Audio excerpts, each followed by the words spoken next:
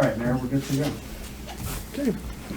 Pursuant to the Open Public Meetings Act, notice of 2021 meeting dates was published in the Hunterdon County Democrat and the Easton Express Times on November 4, 2021, and posted on the bulletin board at Borough Hall. Action may now be taken.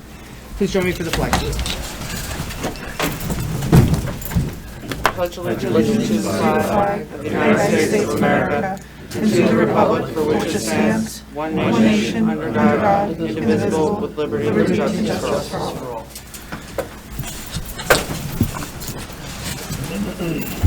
Roll call. Columbus. Here. Barry. Here. Hughes. Here. Moore. Here. Schwartz. Strange. Here. And Lee. Here. Resolution 268-2021, motion to move into executive session. Move. Second. Roll call. Columbus. Yes. Barry. Yes. Moore. Yes. Schwartz. Strange. Yes. And Hughes. Yes.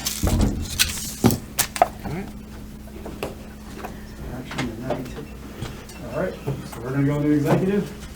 Do we have a ballpark time for the audience? I'm sorry. Do we have a ballpark time for the audience? 7:30. to come back? 7:30? Yeah, certainly going to start by 7:30.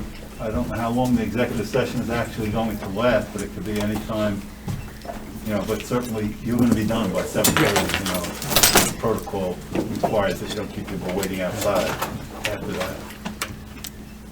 Are we allowed to ask questions at this point? No, fortunately not. We're going into executive session now. About that process? No, there's not a time for public comments or questions. Sorry.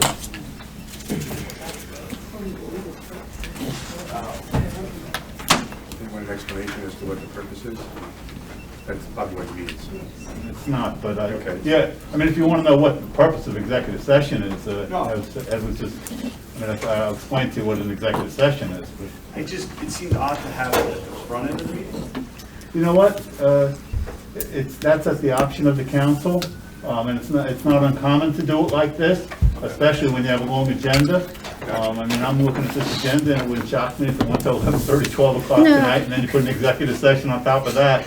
It's too much. But So, is it possible that the public portion of the meeting could start before 7:30? no, Okay. the public portion will not start before 7:30. Okay, good. Thank you. Okay. Cannot. Yeah. Good question. That's good to know. Because a lot of people actually contact me asking when it's going to start. Yeah, well, you know what, Mayor, I hope you don't mind me making that ruling and that decision, because I think that most people are used to being here at 7:30, and I think it would be inappropriate if I were asked, to start before that. Yep. That's what time our meeting normally starts. That's what I figured, and I want to be fair to the public to the extent we can.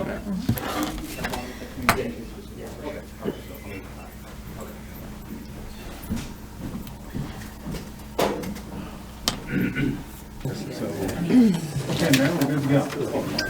Okay. Love when I get to use that. Thanks, everybody, for coming. Just came out of executive session, and I'm going to ask for a motion to amend the agenda. Move. Well, to amend it, We have to in what specify. manner? Again, we're going to move. We know it. The discussion item, chapter 48 insurance benefits, we're going to move that to the top of the meeting. So public hearings and resolutions. Move. Second? Roll call. I'm sorry, Strange was my second? Yes. Okay. Columbus. Yes. Barry. Yes. Moore. Yes. Hello. Schwartz. Yes. Strange. Yes. And Hughes. Yes. So I know a lot of people are probably not going to be happy to hear this, but can I get a motion to table Chapter 48 insurance benefits, so we have additional time to... Vote on it. I move to table it but we still want the people to have a chance to have a discussion even though we're tabling it. How many meetings are you going to make? Hold on. Yeah, One thing. it's inappropriate to be speaking from the audience Hold right on, now. we need to deal with audio, and we have a vote on the table, so I want to deal with this in turn, and you'll have your moment, please. Did anything over there change? No, nothing. All right, let's just not use it for now, just so we can hear everything otherwise. Okay, I'm sorry. I had a motion by Hughes. Yes. Okay, please continue. And is there a second? Second. Roll call. Columbus. Yes? Barry. Yes. Moore. Yes. Schwartz.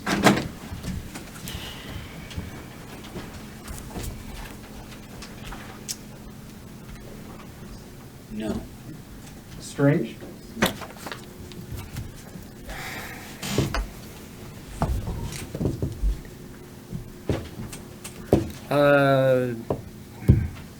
Yes. And Hughes. Yes. Okay.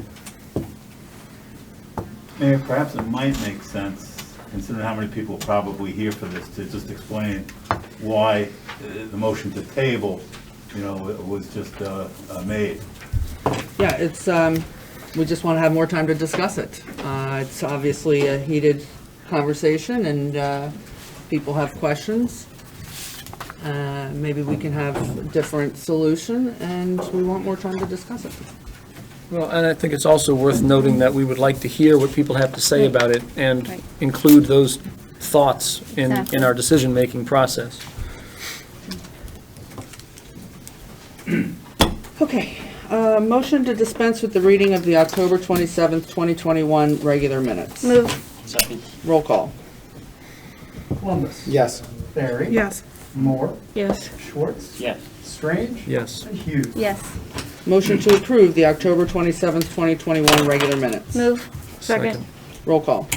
Columbus. Yes. Barry. Yes. Moore. Yes. Schwartz. Yes. Strange. Yes. And Hughes. Yes. Okay, on to our first visitor, Mark Salick from the County Economic Development.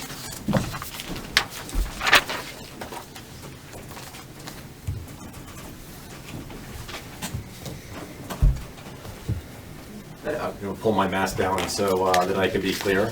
Good evening, everybody. Been a long time since I've been before this body, so thank you for having me in tonight. Got some few notes here. I'm not ignoring anybody. I've been asked to speak tonight about how and if the demand for event and meeting space comes up in the everyday operations of the Economic Development Office, as it may potentially relate to the project that the borough is considering right now at the golf course.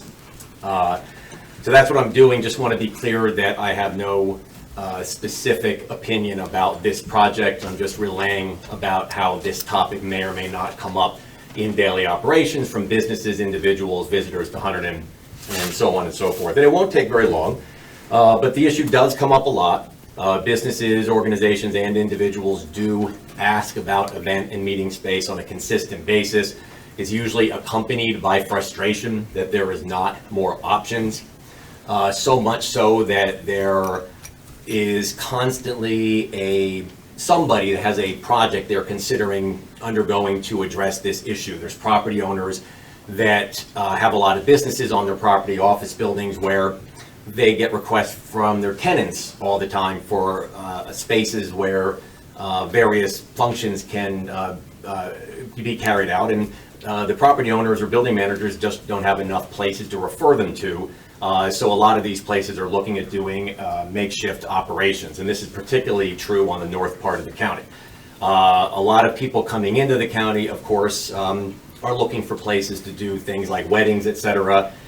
So to that extent, the agricultural community has responded a lot in terms of getting barns ready and other agricultural properties ready to accommodate any number of different events. And I think some of them actually accommodate corporate retreats as well. So there's been a lot of market demand for this kind of facility. It doesn't look like it's been met yet, because despite some of these makeshift spaces, despite the agricultural community's response and people considering projects like this, the issue does still come up a lot, and there continues to be the frustration that not enough options exist throughout the county. And again, the asks are increasing, and we expect that they're going to continue to increase as more people are moving to Hunterdon County. Things like some of the agriculture and agritourism initiatives are picking up and creating more interest in Hunterdon County. And just to cap off just how frustrating it can be, it's not just something that comes up on a regular basis. My office was given the task of having a couple of public conversations with the private sector recently to get input on what we should be doing with our American Rescue Plan money.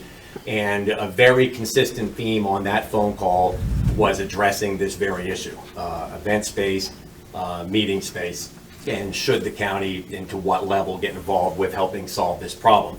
So it is a concern, it is on people's minds, and the indication seems to be that it's something that demand's going to keep going up for. So I just have that anecdotal information to relay. I don't have any facts or figures or anything like that, but it is something that at least every month, sometimes multiple times every month, is something that does come up in one way or another through the normal activities of the Economic Development Office. And that's it, unless there's any questions. Thanks, Mark. It's good to know. Any questions? Okay. Thank you. All right. Thank you very much, everybody. Good night. Thank you. Thank you. Public comments. It is the policy of the Borough Council that all public comments on an issue shall be limited to 5 minutes per person. Comments may be made on any subject pertaining to borough issues. Comments pertaining to public hearings should be saved for that section of the agenda. No debating between residents. Comments should be addressed to mayor and council at the public microphone.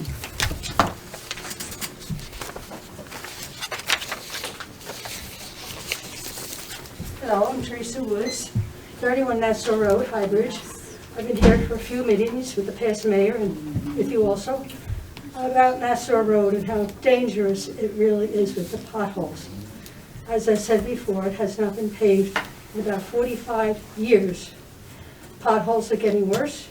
We have more traffic with bicyclists and people walking just to get out because of the COVID. But it's such a serious matter. And the last time I was here, I was told that there might be a grant coming from some company, and that might help and get an engineer up there. That's what I was told. Then I read in the Democrat that that grant came through, and as I read, I believe it was all spent on recreational purposes for the town, which is good also. But we're talking about lives, people getting hurt. It's really a bad, bad situation. And I pray you'll do something soon. Steve knows, he lives around the corner from me. I walk it every day. He walks it every day, and he knows how bad it is. So I thank you for hearing me again, and I hope I don't have to come back too many times. My daughter would like to speak on the same subject. Hi, my name is Rosemary Woods. I am Terry Woods' daughter. I grew up on Nassau Road. I don't live in Highbridge right now, but I am a property owner on Krieger Road in Highbridge. So I just want to reiterate my mom's concerns. I know that a lot of you guys might think there's only 4 homes up there, which is true, but I want to make the point that those 4 homes pay over $70,000 in taxes per year, and very little has been done on that road. As my mom said, it has been over 45 years since that road has been paved. And it's not just a matter of paving. There's just huge potholes. There's overgrowth on the road. It really is, at this point, from the overgrowth, it really is a 1-lane road, so that if a car is coming each direction and you're avoiding potholes, it is extremely dangerous. The other thing, too, is just, even though it is just 4 residents, as you may know, one of those residents houses 5 apartments. So it is a lot more traffic on that than you would probably anticipate. Also, obviously, the town is inviting other folks in Highbridge to come to Nassau Road with the bike trails, and other people from around the state, and even other people from out of state use the bike trails.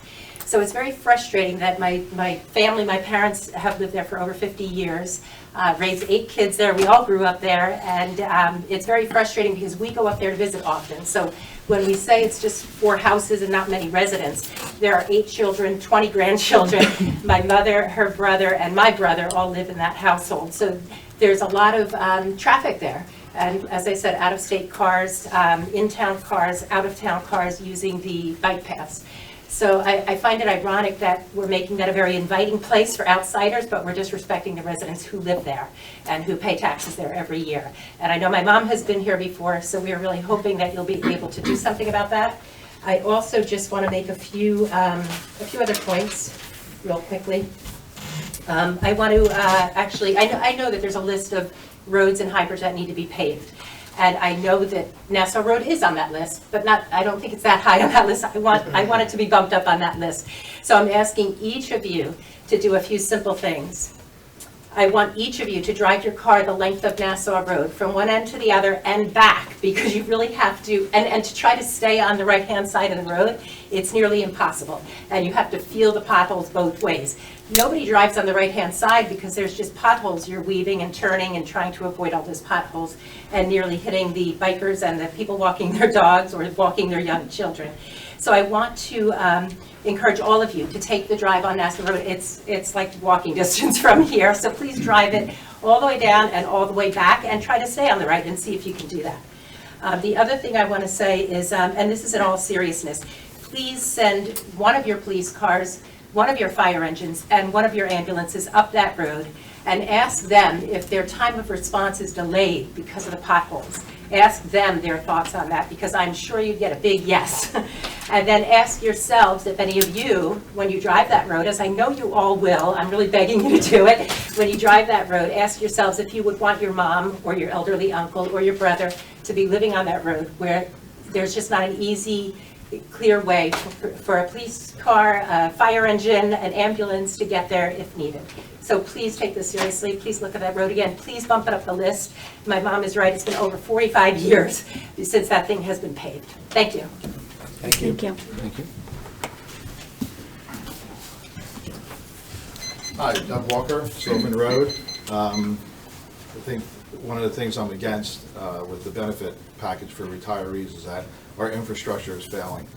We just heard from two folks that their road hasn't been paved in 45 years.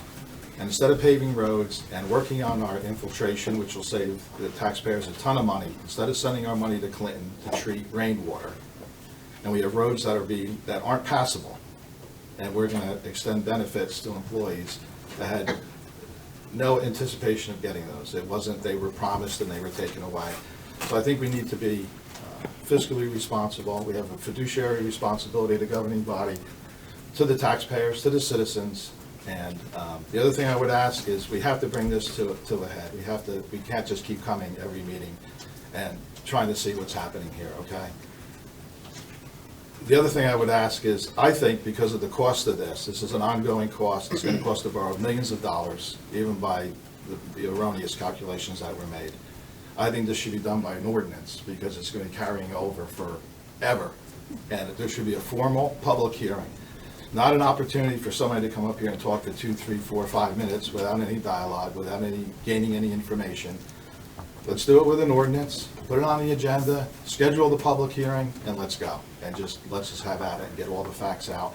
The other thing I would suggest is that if you do the ordinance, when you do the introduction, have all the information that you guys are looking at available to the public. Put it on the website, okay? And let's just have at it, okay, and get it done, okay? Thank you. Thank you. Hi, I'm Laura Bonner for Krieger Road. I know on Main Street there's been a telephone pole down. Do we have any idea of when that's going to be fixed? Right in front of Casa Maya? The one on the corner? Yeah. The telephone pole? Like across the street from Cosmo? Yes. Oh, the light- The light pole. Oh, sorry. I don't think we're The going base to is repair there. that. Oh, okay. Do we have any idea of how to, I mean, there's just open wires. It's kind of a I can't little answer that. ugly. So- It's unsafe. It has like a tire type thing around it, so, I mean. Right, okay. Mm-hmm.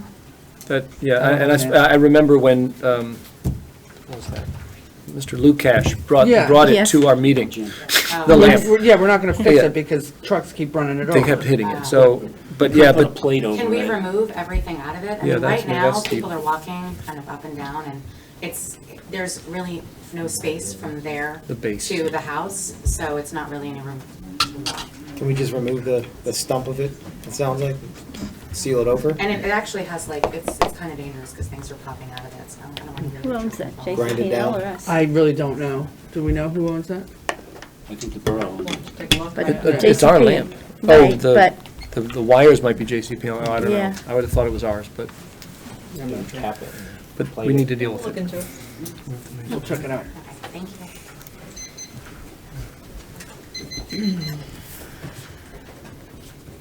Any public comment?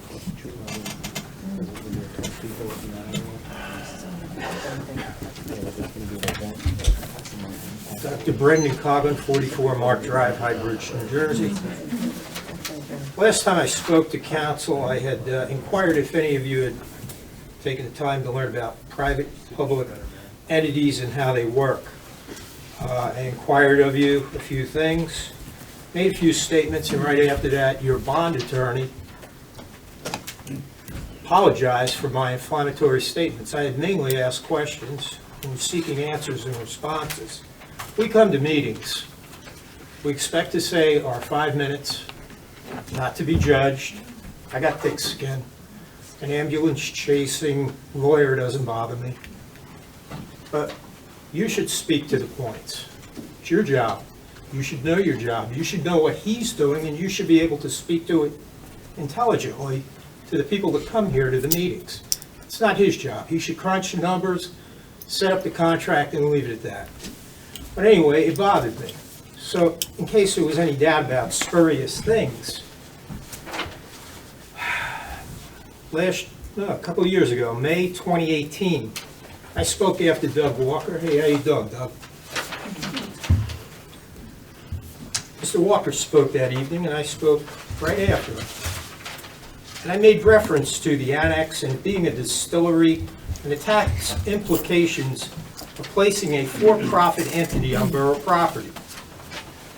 Funny thing is I wrote to the tax assessor.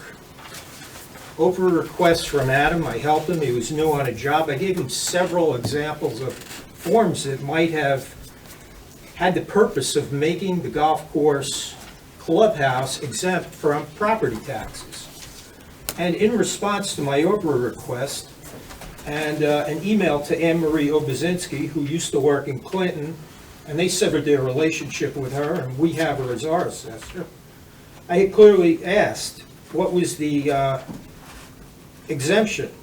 And she tells me it was for 5443.64.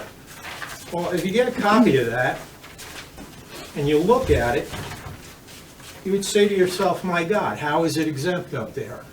If it's for public use, for recreation, and/or conservation, it does have a lot of similarity to gourmet dining, Persino. Very similar. And if you read the back, the instructions, it's even more troubling. But what's very troubling is she's under the impression that there shouldn't be property taxes due, because if you read the language of this, it's totally upon the clubhouse to present the exemption to her. She doesn't chase them for the exemption. You have no exemption on file for questionable practice. Just for your information, I'll leave this with Adam and put in the record. And I'll also tell you the 5443. Oh, shoot. Sorry about that. Get some cable covers up here. 5443.69. When real property which is exempted under the provisions of this act is applied to use other than for conservation or recreation purposes, it shall be subject to taxes herein, rollback taxes. So this is an event place. This is for weddings, it's for christenings, it's for all kinds of other uses. It's an event place. So I think you have a liability.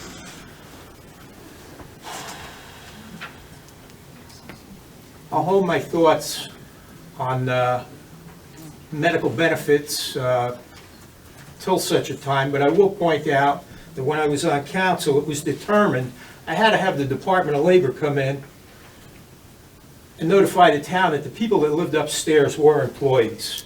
So there were parents, the wife left, the girlfriend moved in, they lived there for 25 years. No one ever noticed it. CFO had charge of the books for at least a good 10. And you say to yourself, wow, here's our CFO today, our administrator, saying at no cost to the borough. No cost to the borough is extremely troubling. I mentioned Mrs. Seals, I mentioned Claire Knapp, I mentioned Mike Hahn and his wife Colleen, who was on council. I would also suggest that the people that were renters upstairs on a lease contract are entitled to pensions and those medical benefits. So I think you really want to include them in those numbers. All right? We'll talk about it when the time comes. Thank you.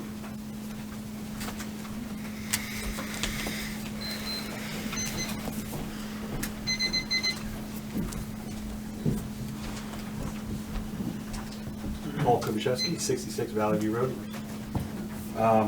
I don't think it's a surprise that I'm here primarily to talk about Chapter 48. I sent some emails. Listening to Doug talk, I had the same idea. I sent an email on October 30th, which I'm still waiting for a response to. I followed up on it again about a week and a half ago. But I agree, it should be a public hearing item. Furthermore, and I don't want to go too far into it if we're tabling it now, but I would like to see the analysis. You know, I'd asked for it multiple times. I filled out an Oprah request, which was processed quickly but denied. You know, if we're gonna jam something in the agenda in the wrong spot under an ambiguous name, the public wouldn't really know what it is 48 hours before the meeting, and we're gonna put it to vote with 14 items in the consent agenda, where it doesn't get a discussion unless somebody pulls it out, which Alan did, thankfully. But that's an item that has to be discussed. And knowing this town, our tax rate, how much the borough piece of our tax rate contributes to our total tax rate, you have to know that you can't just slide that in. It has to be discussed. So, you know, that's the issue that got me kind of looking at things. And I don't want to go too far into it, because again, I am hoping I get the analysis, and I'm hoping there's some detail that I'm not aware of that actually provides the $33,000 savings or the $80-something thousand savings, other than just creative accounting, which unfortunately, from the little bit I heard in that meeting, is what I expect to see. So that's all I'm going to say on it. But as a sidebar, you know, Chapter 48 tells the public nothing about what the topic is. And I was told, hey, we sometimes put things in under the chapter number. So I went back and I looked at all the agendas for the year. And there's many other items with a chapter number, but they all have a description. This was the only one without a description. And I also saw that same meeting, a discussion item, letter of acceptance. What does that tell the public? There's an item on there, letter of acceptance. Meanwhile, there's a whole presentation about, you know, a cannabis cultivation center on the edge of my neighborhood. Now, I'm not anti-cannabis, but I am concerned about the odors. And 2 minutes after it's introduced, and seemingly nobody on council even knew about it, we're going to issue the letter of acceptance. That's declared 2 minutes after it's, no feedback from anybody.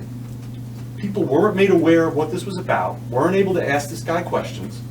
Now, I've asked some questions, I got some half answers, and I hope there's an opportunity to ask more questions.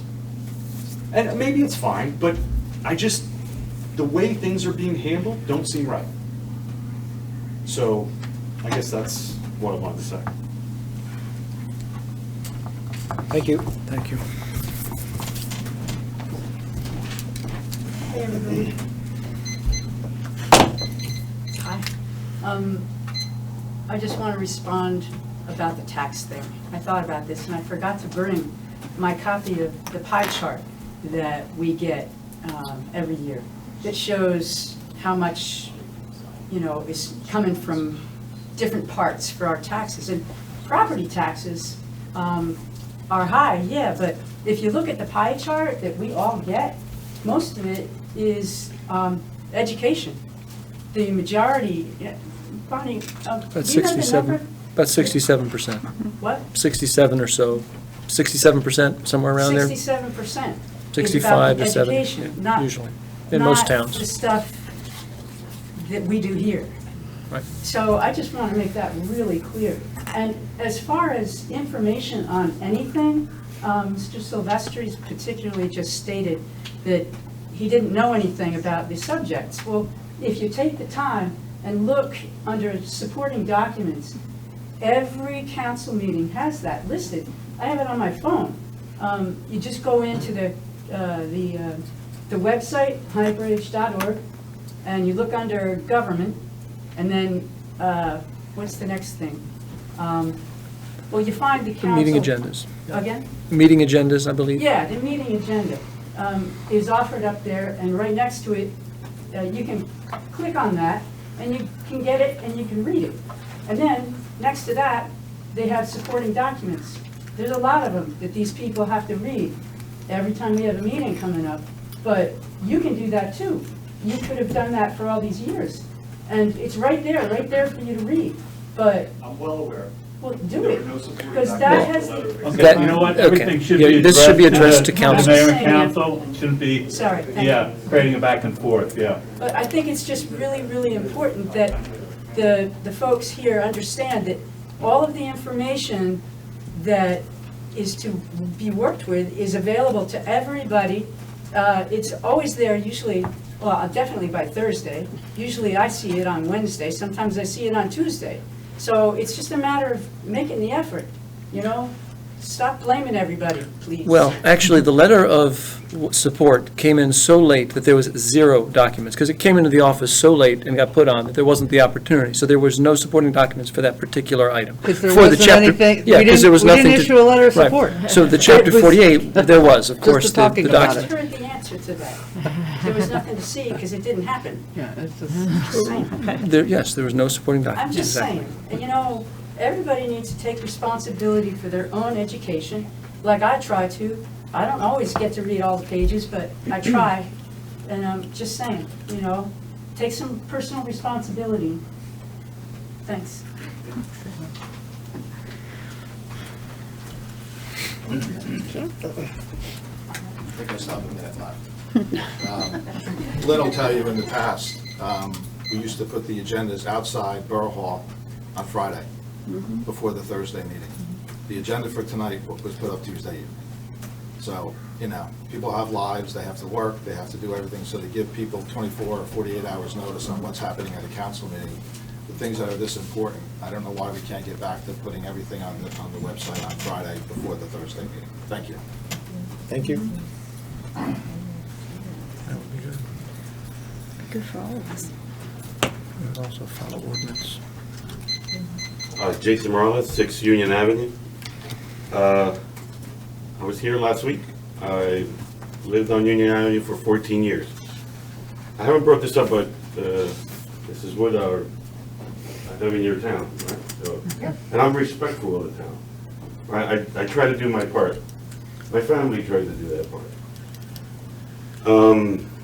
I was having a conversation with one of my friends that lives in town. And I've lived here 14 years.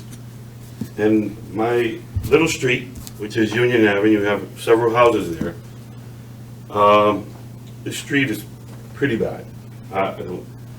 Just as bad as yours. I'm not saying to pick mine or pick somebody else's, but there's too many in this town. I travel the town, and in the last couple of years, we've done a better job. The council has done a better job to address those issues. But it came just recently. My daughter was 4. She was with the babysitter. She fell, and there was a hole in front of my house. I have never brought that up to town. I actually, for the last 8 years, I go to Home Depot and I put tar. And the sewer, the metal pipe, it's out, right? And I cover it. I haven't done it, saving some money. But when I was told that these things are happening, that we're gonna go invest in something that's a business and that things are guaranteed. I don't know nothing in this world that's guaranteed. And I heard that word used in the last meeting by too many people. And I don't know what world they live in, but there's nothing guaranteed. So I don't know how you're gonna vote, but if you live in this town, I think we could take our money and use it for the town people that have been waiting for a while to get their streets paid. Go get lights at Union Forge. Add some amenities to the folks here. She's waited 45 years for her road. I think our money, and I will pay more taxes to get our roads paid. Not go get a a place that I don't know that we're gonna make money. I also work for myself. It's not easy.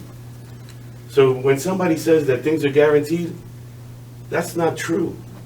So I'm totally against what's going on in terms of the redevelopment. I think we should do like any homeowner does. You get an estimate on what it costs to repair what we have, and then you can make a determination on, okay, are we gonna invest all this? And then you're gonna go, well, there's too many unknowns. And that's what I hear. So, and then I have read, but I can't decipher, are we having air conditioning in this place? Or we're gonna think about that later? Or where, I don't know, the last time I went to a wedding, there was, hundreds of cars. Where are we putting the cars? That's an added expense later? I don't know. You said that your street is X amount of feet, X amount of wide. Well, we're gonna know how much it's gonna cost to get that paved. Not what I think that we're trying to redevelop something that we don't have an answer to. But I think a lot of the town people here, if we put it to a vote, well then, let's put it to a vote. It's something that is that significant, right? Something that was done so many years ago that promised X, Y, and Z.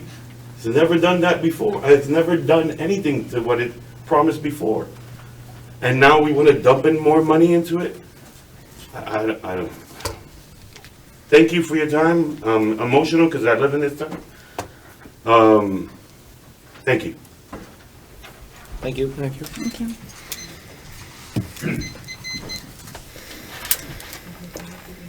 Any other public comments? Okay, on to ordinance 2021-036, golf redevelopment plan bond Actually, I ordinance. think we moved that. No, sorry. That's done. Okay. Yeah, mine too. Go ahead. Sorry, me too. What? Nothing. No, pay no attention. Oh. Passed.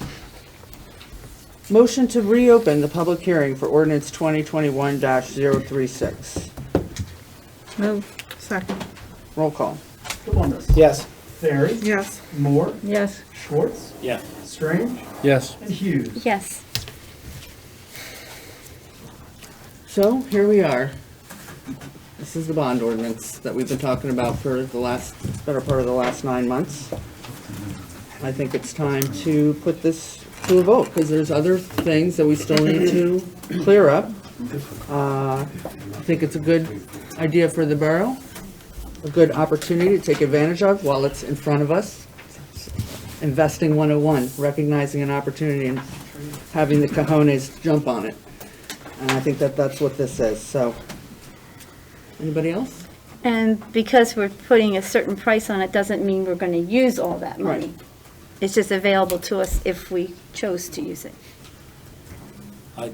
I think that we should not pass it until we decide to pass the agreement and the redevelopment agreement and the lease agreement. I think they're all part of the same package.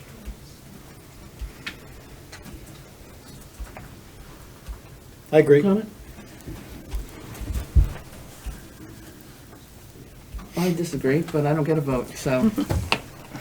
Can we motion to table I'll put a motion to table the bond ordinance.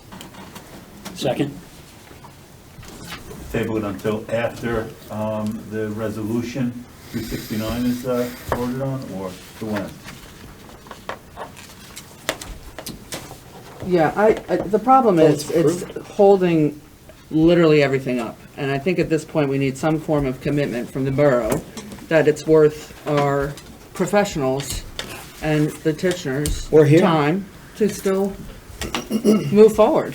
It's like costing money every day. It's holding up the Troon contract, as it is. We're gonna have to go like a month-to-month arrangement for the liquor license up there. I think that this part of it is not going to change. The other items we still need to work through, but this part of it we can still move forward with. Doesn't mean we're borrowing the money, it just means We can if we want, we're but it doesn't say we committed are. and that we agree that this is something we want to move forward with. This, We had a this motion and a ordinance- second, so can we vote on that? Yeah, and there was clarification to see, are we tabling it to a particular time or just in general? Well, I'd say till we have some answers on the lease agreement, so, once that's settled, in my opinion. But that could be never. Could be never. So, I mean, again, I don't think it's worth anyone's time to keep this moving forward if it's not something we're going to I agree. second the motion. Okay, till the settlement of the lease agreement item? Correct. I would say the lease and the redevelopment agreement, because it's all one package. Yes, correct. Well, it's Lease one and resolution. redevelopment agreement. One, yeah, resolution. Okay. All right. Roll call. Columbus? Yes? Terry? No. Moore? No. Schwartz? Yes. Strange? Yes. Hughes? No. That's a tie. You get to break it. I vote no. Okay. Motion table fails.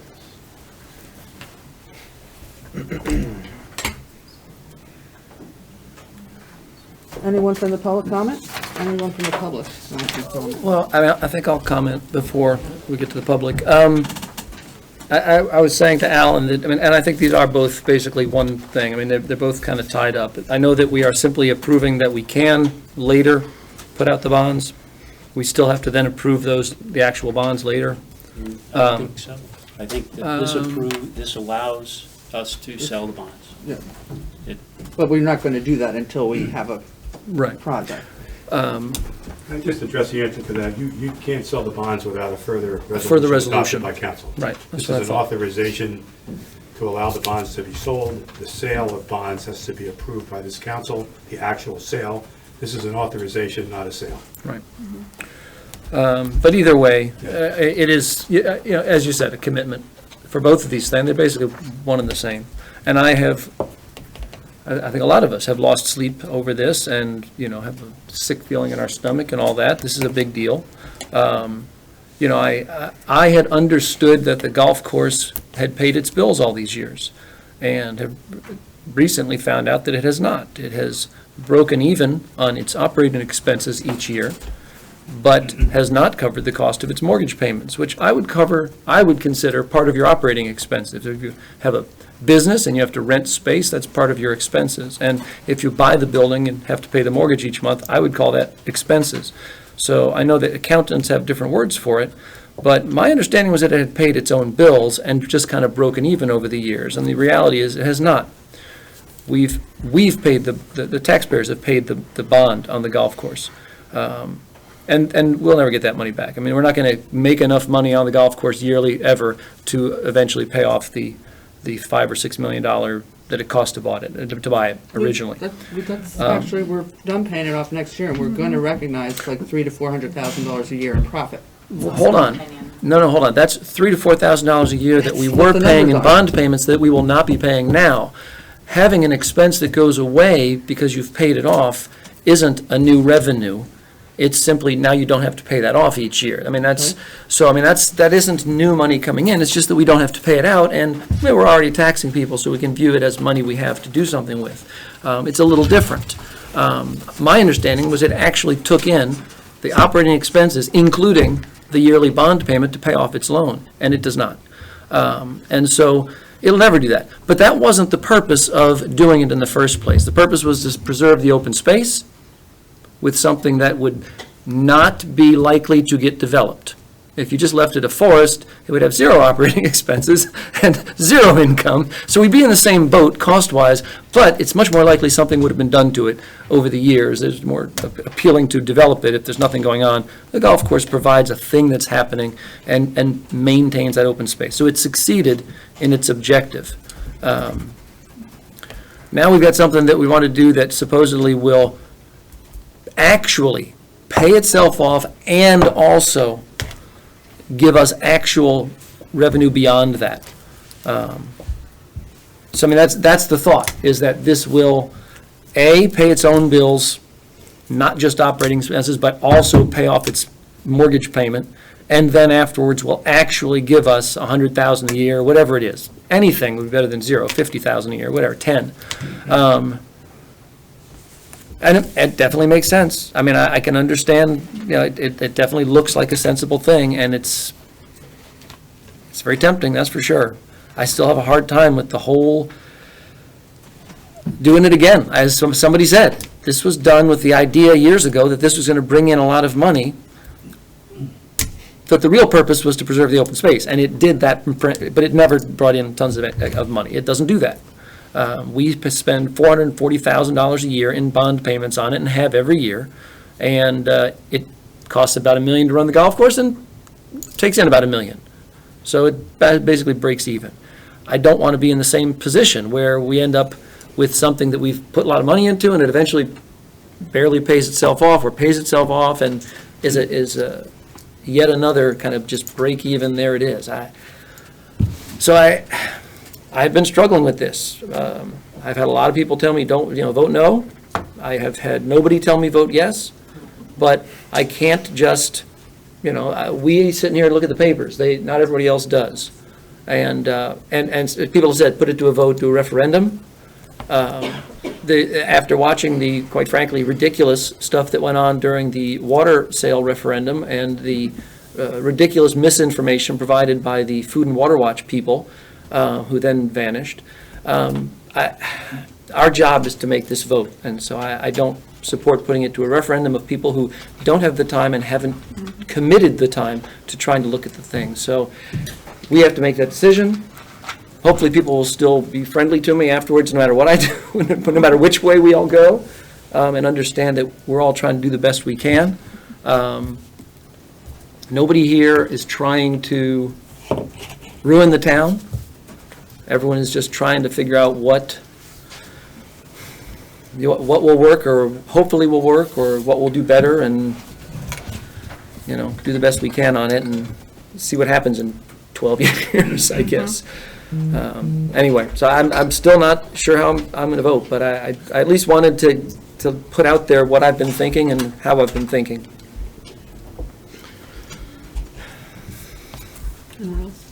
Public.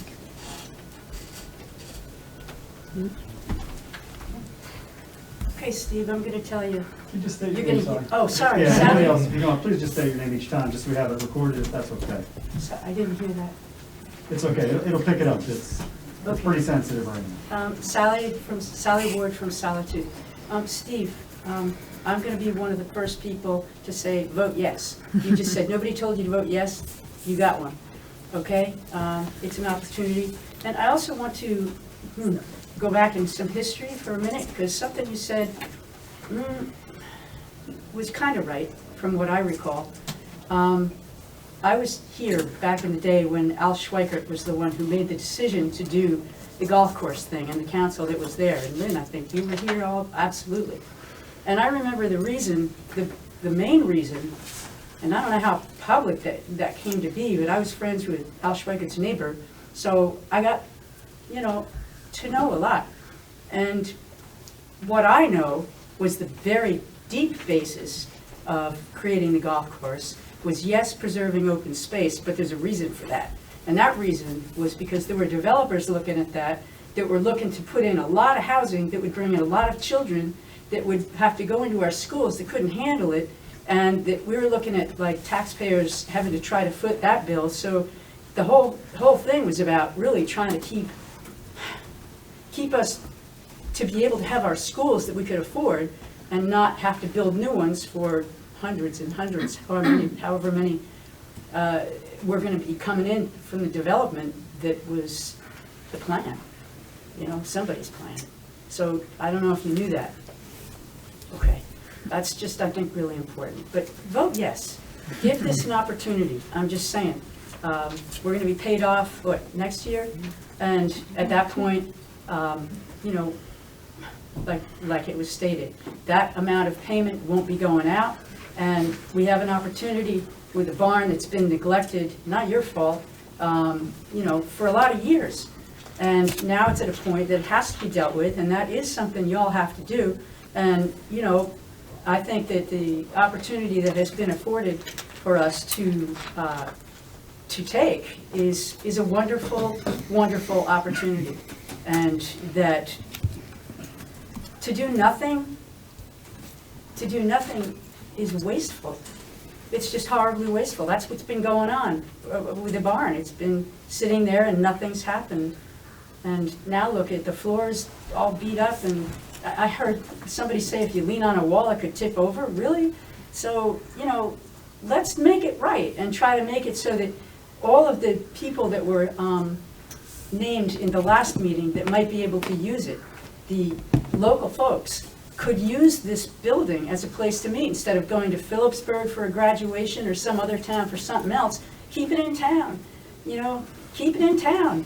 Just, it was so clear to me, I can't understand why anybody wouldn't think like that. Keep it in town. You say you care about us, vote yes. Just saying, please, give us a chance. Thank you. Thanks, Sally. Hi, Laura Bonner, Krieger Road again. So I'm going to try to articulate myself in the best way possible. My partner and I have been here now about 6 months. We've invested in 2 businesses. I have personally been very forthcoming with my feelings on this matter, so no one has approached me with vote yes. It's very peculiar to me. I know that personally I've had 2 people that have invested in us, and we didn't come to this town and we didn't outright buy our business. We financed it. Someone invested in us. They felt that we were a good fit. The community embraced us. I think what I'm struggling with here, and I'm a little emotional about it as well, is because all I have seen since moving here, and like I said, we've invested a lot in this community, are other people thinking they know what's best for everyone else and not really listening to what we want. So I'm up here saying that, listen, pay attention, because we've been speaking, and there isn't just the few that are coming to the meeting and speaking, there's a lot of us. Investing in the town is important, but also being a part of the town, coming to the meetings, coming to all of the different events that are being held. I, for one, do appreciate sound business decisions, but I also think it's important, like the people that have helped me in this community so far, to allow ourselves to invest in an endeavor, allow ourselves to invest in the change. I don't necessarily mean that it's going to happen in one meeting, but I think letters of support, I think that allowing an opinion to take form is important, because it needs to. It needs to move forward, and I think that it starts here. Create that change that you want to see so that you can allow it to move forward. If you don't feel comfortable, don't table it. Allow that one piece to move forward so that you don't have to stop the whole project.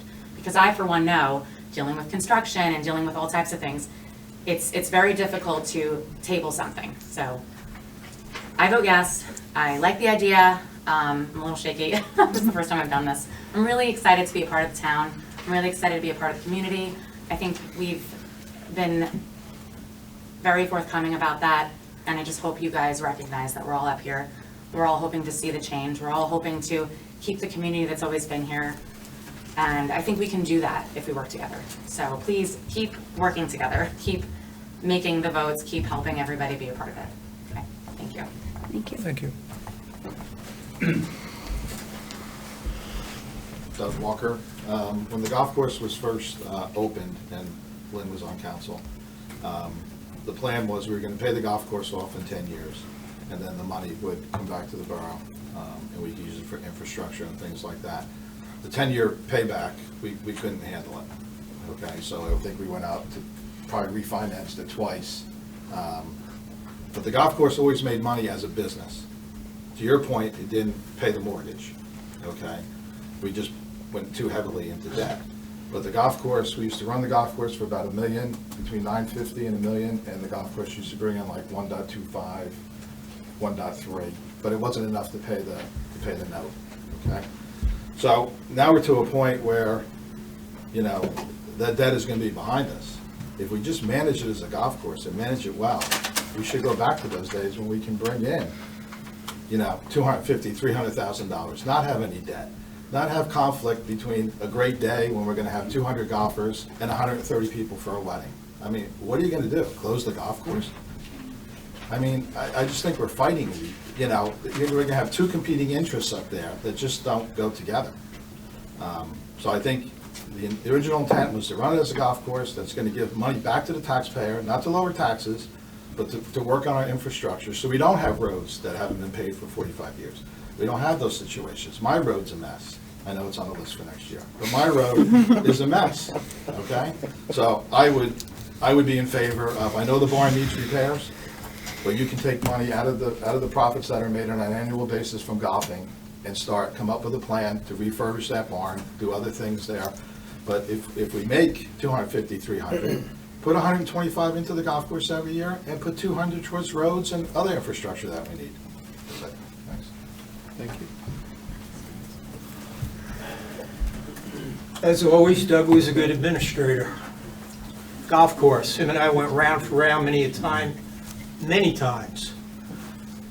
Councilman Strange, I applaud you. Food and water was a problem. I came before council, had to tell you folks that your numbers were bad, that we'd be paying some increased property taxes with that takeover. They bent over backwards and you guys avoided that occurring. That's a fact, true? The sprinklers in the ceilings of the firehouses, fire hydrants, that's behind us. The golf course, back in 2008, 9, and 10, Doug knows the numbers as well as I do. Alcohol was 17 grand, food was 33. Nothing's changed, the building's the same, prices have gone up. Let's call it alcohol, 25,000, food, 40,000. Hit it with a 3 mark on. You get $195,000 gross receipts coming to the golf course with that cost of goods. All right, let's talk about weddings. Let's talk about a wedding venue up at the golf course. It's 52 weeks in a year. 100 people, 150 a plate. I had kids get married 15 years ago. I don't know any young people here, but I'm not allowed to ask questions or talk to them. But 150 probably is a good price for a dinner plate. That'd be 15 grand. Times 52 would give you $780,000. That plus the 225 from the food and beverage from the pro shop, $1 million a year. Looking at the events and the language that you're charging, unless I'm mistaken, it's $500 per event or $750 over $9,000. Is that correct? No, they eliminated the 500. So that documentation we see is wrong? No, it's 500 for an event fee between 7,500 and 9,500, and then 750 above 9,500. So that would generate about $40,000 for 52 events. With the liquor license, and if you take 40,000 by $1 million, it's like 4%. We would be getting 4% on our money. Doesn't sound like a good deal at all. And I would also suggest that in 1995, when you had the redevelopment thing, Al Schweikert was in office, and he probably had the mill that had gone bad, and he was looking to redevelop a lot of bad places. And basically that says housing stock over 50 years old, dilapidated buildings, burnouts, it would be an urban landscape. It would be a nightmare, a horror. That's what it was developed for. Now, I would posit that a government entity up there where taxes can be raised at any time to make repairs should never fall into disrepair. It's unfathomable. I mean, for the government land to be used as a redevelopment. We bought that in 2001. Not as a redevelopment, the Uligs had tax problems. We took it over basically for tax problems. Then Mr. Walker found used trailers, $660,000. It was what we could afford on a beer budget in Highbridge. And it's worked. We don't make a lot of money there. It breaks even, to Councilman Strange's point. It is a break-even entity. But to reach out and put a different thing there that doesn't go together, as former Administrator Walker said, that's absolutely correct. I made that point to you last week, saying that Baskin-Robbins and Dunkin' Donuts, some things go together. These two events do not go together. Don't sell them that way. I would suggest that with the redevelopment, it should be revisited. You should have a redevelopment committee. You should look at the town. Got a guy back there on the planning board for 40 years. I don't think the folks in Jenny Jump are in need of a redevelopment. I'm almost 50 years over here on the Hill. or maybe 2. Most of town, anybody that lives on Church Street up in that area, Seals, Thomas, I mean, those houses are well kept. This really isn't redevelopment. So I would suggest looking at the redevelopment plan, scrapping that, or limit it maybe to downtown. And when you do that, I want to caution you that I had to speak to the school board one time when Mayor Desire was here, that when you have pilot agreements with these things, pilot agreements, when their taxes were due on those buildings downtown, they would bring a brown bag, and it used to make Mayor Desire crazy, put it on a table, and he could do what he wanted with the money. It didn't go to the libraries, and it didn't go to the schools. The schools were up there laying off a teacher. I asked the school board, do you have any idea what a pilot agreement is? None of them knew what pilot agreements were, but the borough was doing a pilot agreement for the first time, second time, and yes, the schools get shorted money. You look at Jersey City. It has high-rises. It mirrors Manhattan. It's all pilot. And out here in the residential areas, we get the privilege of sending money to Abbott districts because all of that land and all those buildings don't funnel money to the schools. They did after a while. They had to change the formula a little bit to get some money to the schools. So when you're dealing with redevelopment, you really have to take a look at it and peel it apart. There's also a small R redevelopment thing. And I was fascinated when I read chapter 40 about small R. Let's say we go down Main Street. We've got 4 lots. We do redevelopment on that. And then there's some fella down there. He's a real all-American guy. He doesn't want anything to do with redevelopment. He'll just develop it and pay whatever, and he doesn't care about tax breaks, stands up on his own 2 legs and does the right thing. Well, I suggest that with what you've done, pairing up these 2 things, taking over the food and beverage and calling out redevelopment, the marriage of those 2 things is just incongruent. They shouldn't go together.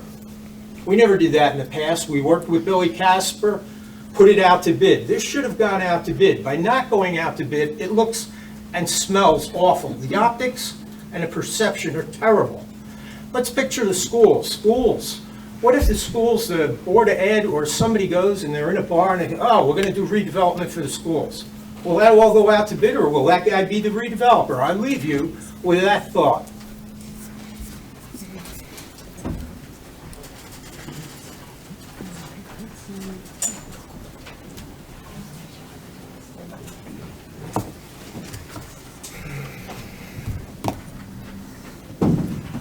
Hi, Jennifer Cusack, Overlook. I'd like to say, I would say yes, again, to the whole, you haven't heard yet, anybody say go yes.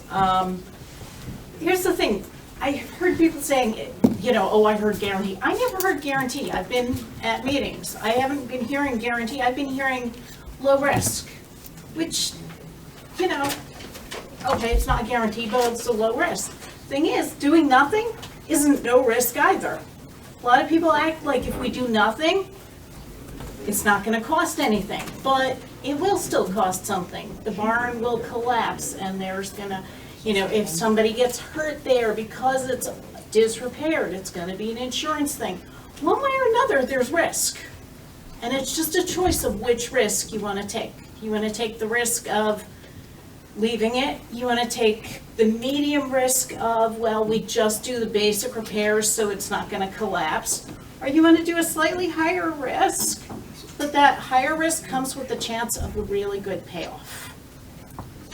It's just about risk. Thank you.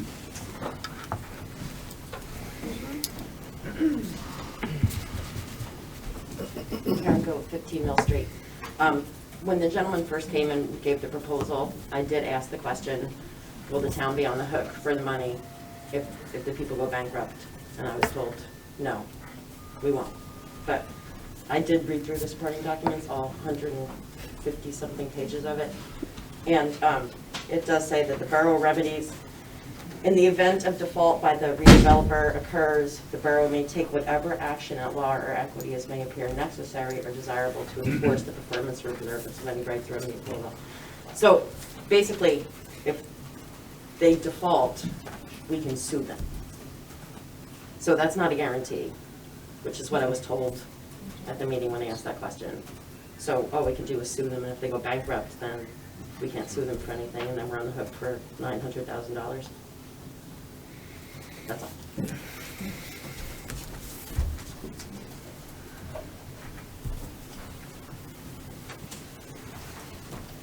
Christina Whited, 76 Main Street. I urge you to vote yes. Stephen, I urge all of you to vote yes. I think that staying where we are doesn't move us forward.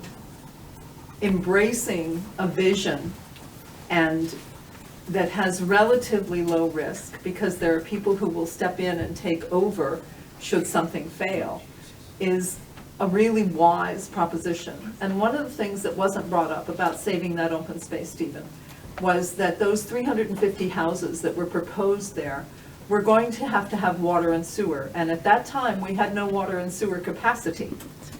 That was a really, really big factor. Now we have some water and sewer capacity, but do we really want to end up like Clinton and have 150 condos where a supermarket used to be? No, we want something that's going to bring people to town and have them see all the magnificence that we have available here. Maybe we could force them to drive through Main Street on the way, you know, and see how great this town is and how much we have to offer. Beyond that, I'm a reverend and I've performed a number of marriage ceremonies at golf courses because it's a beautiful, picturesque space, and it allows the golf course to bring in money that they wouldn't otherwise have, to get them through some lean times, maybe some rainy days. What I don't fully understand is where the auxiliary parking will be, but I know that there are places nearby that could accommodate it. And certainly the idea of running a jitney back and forth is a very reasonable thing. So I think that those kinds of things are hurdles that business people learn to overcome. They create solutions for. And I think that as volunteers here and as people who have great concern for the community, that it's really important to listen to the people who have experience in this, as these gentlemen do, and know that proceeding with vision is really going to help us all. And I encourage you all to vote yes. Thank you. Thanks, Christine.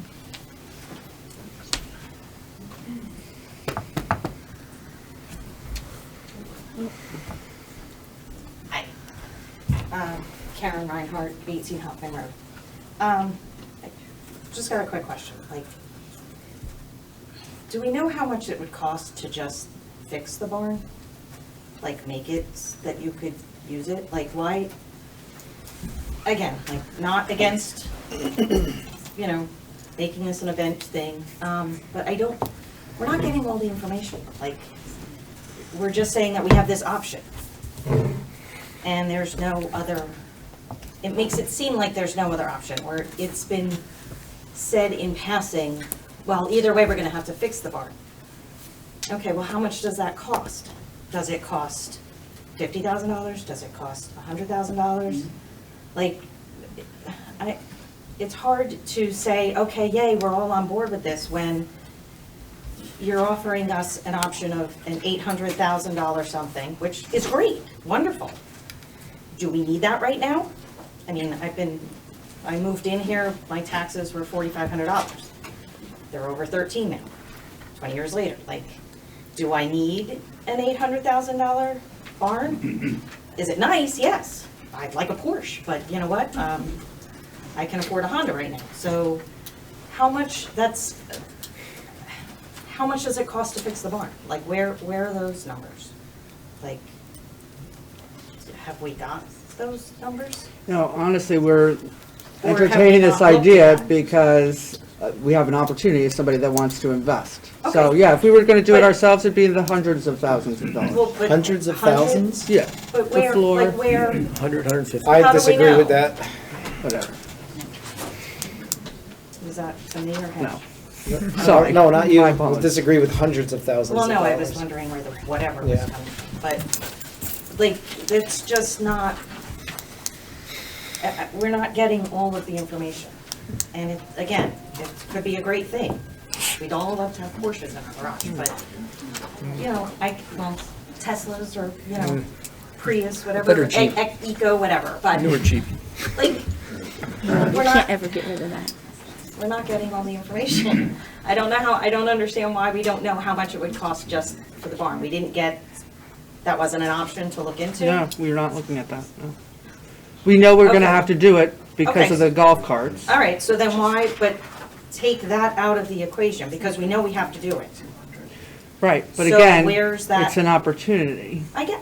So, that's it, I though. understand there's lots of opportunities, but what happens if, heaven forbid, the whole, something catastrophic happens and they are no longer able to do this project? So now it's off the table. By no fault of ours or theirs or whatever, whatever. We still have to fix the barn. So how much does that cost? We'll find out. Shouldn't we find that out before we do that? Your engineer, I'm sorry. beginning, Ed McManaman, bond counsel to the borough, I just looked up the numbers. Bill Burr's estimate was $150,000 Okay. for the barn. And what does that give us? So Without a what is- bathroom. I know your committee is trying to negotiate into the new cart facility a bathroom. That's another $30,000 to $50,000. His number ranged from 100 to 150, depends on what you do.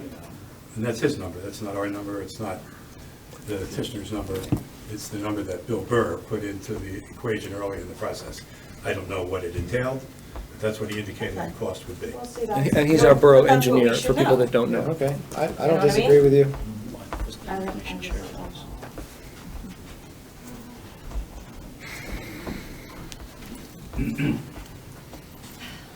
Okay. No, another Oh, one.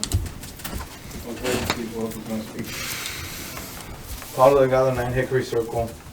Came a little late, so I don't know if it was anything presented different than the last time. But I just want to express again, I'm in the same position as before.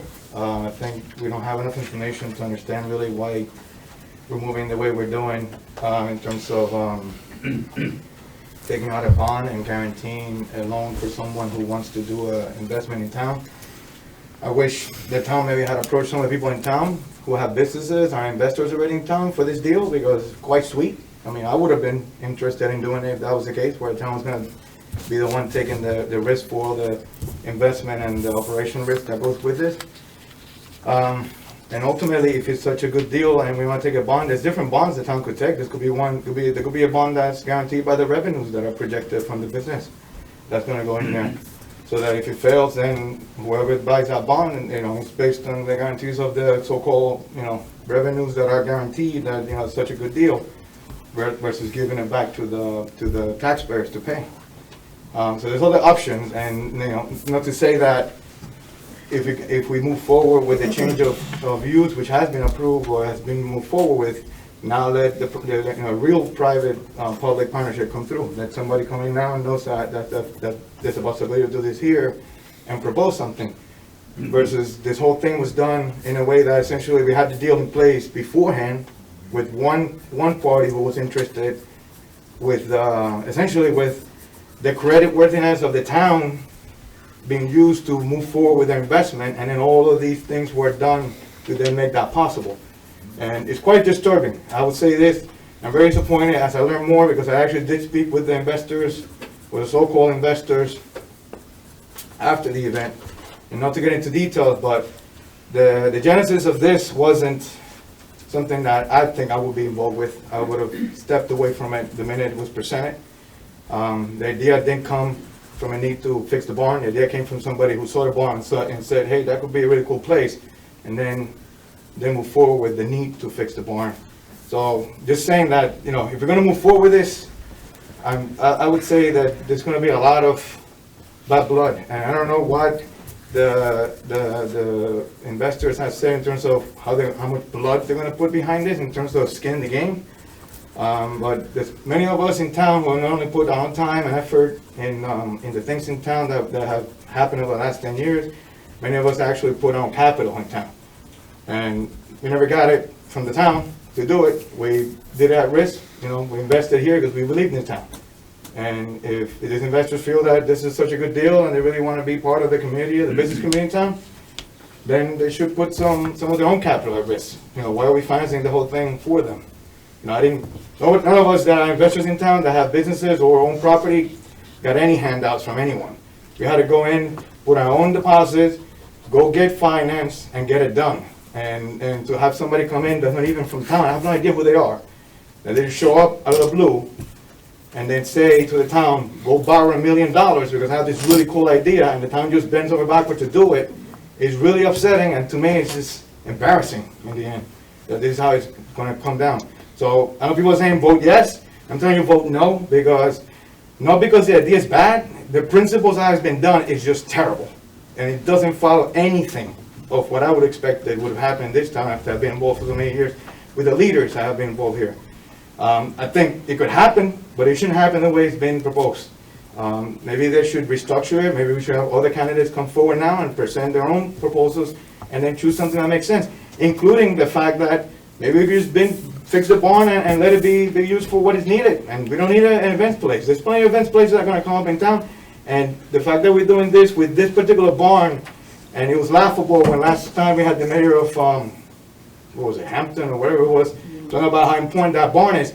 In the meantime, we have the Taylor Warren headquarters, who actually is a historic building, has been falling apart for years. I don't see any bonds going in to save it. Now, that's just sitting there, and now we're going to make it, around there's going to be an arts area, but there's no bond going in to fix it and actually make it a place. Maybe that could be a museum for all the art that we're talking about. There's no effort for that. But this barn, that is literally a barn, there's nothing special about it other than it's red and it's a barn. We're borrowing $1 million to do this. So again, I hope you vote no, because in the end, anybody who's linked to voting yes for this bond, it should be ashamed of voting yes for this bond. And just in principle, for the fact that it's been done in a way that from the beginning didn't follow the process how it should have been, and in the end, it's something that town doesn't need. And if somebody really wants to do something like this, you already went through the effort of making it possible for them to do it, then let them borrow the money and do it. If it's so guaranteed, then let them put the risk. Don't put it on the town. Nobody in town has been looking for this. So to put it back on the residents of the town to secure this loan for these individuals, to me, it's really a shame.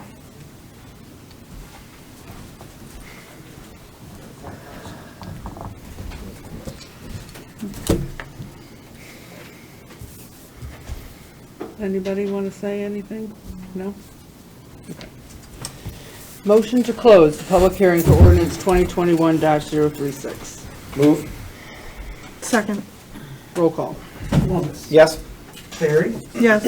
Moore. Yes. Schwartz. Yes. Strange. Yes. And Hughes. Yes. Motion to adopt ordinance 2021-036. Move. Second. Roll call. Columbus. No. Terry. Yes. Moore. Yes. Schwartz.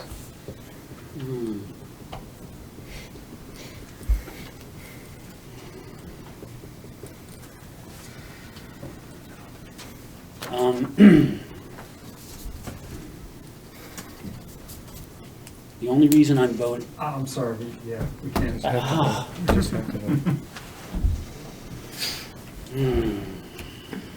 No. Strange.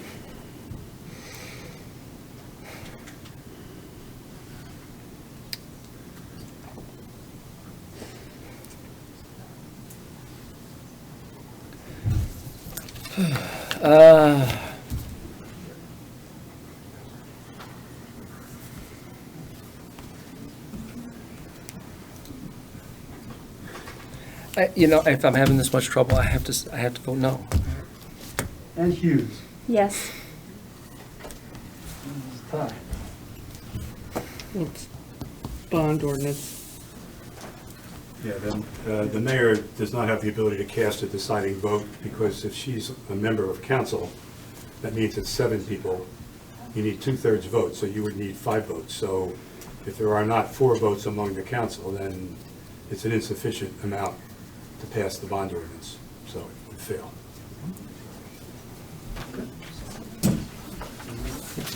So then we probably can skip over these next.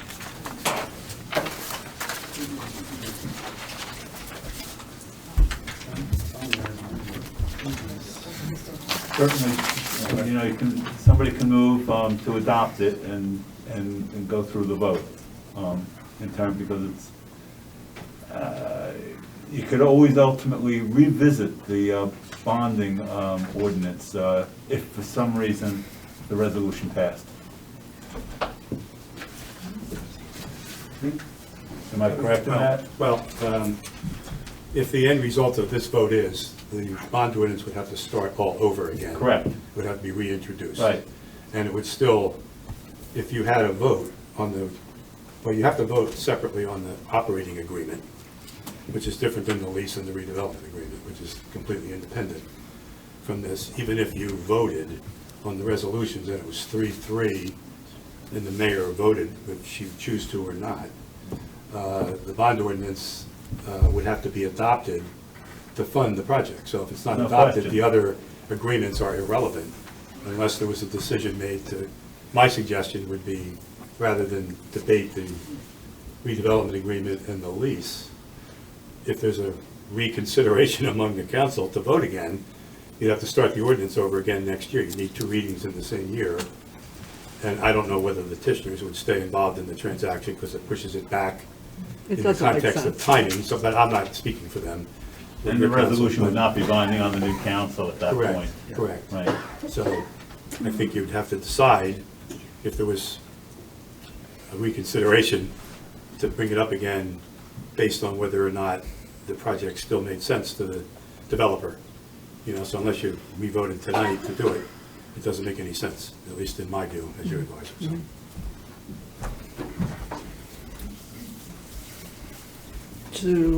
Would anyone alter their vote from what we just went through?